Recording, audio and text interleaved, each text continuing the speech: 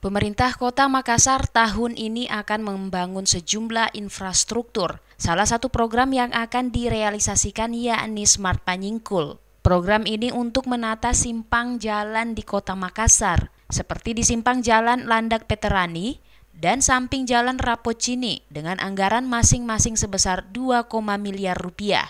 Kepala Dinas Pekerjaan Umum Kota Makassar, Zuhailsi Zubir, usai menerima kunjungan Fajar TV di kantornya, Kamis 20 Januari 2022, mengatakan selain Smart Panyingkul, pemerintah Kota Makassar juga akan membangun bundaran BTP yang dianggarkan sebesar 10 miliar rupiah. Proyek ini mulai dilelang dan ditargetkan mulai berjalan pada awal Februari 2022.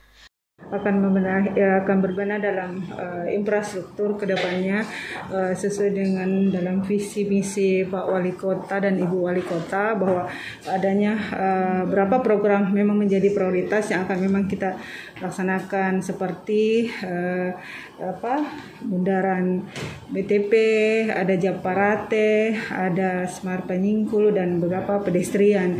Dan itu akan menjadi satu prioritas yang akan kita lakukan proses lelang di awal bulan 2 ini nantinya. Selain itu, proyek lain yang akan dikerjakan oleh Dinas PU Makassar yakni Japarate. Program ini akan dikerjakan mulai dari Pantai Losari ke Benteng Rotterdam. Untuk tahap awal, pihaknya mengalokasikan anggaran sebesar 20 miliar rupiah. Ilham Cepi, Hairudin, Fajar TV dan Fajar Radio melaporkan.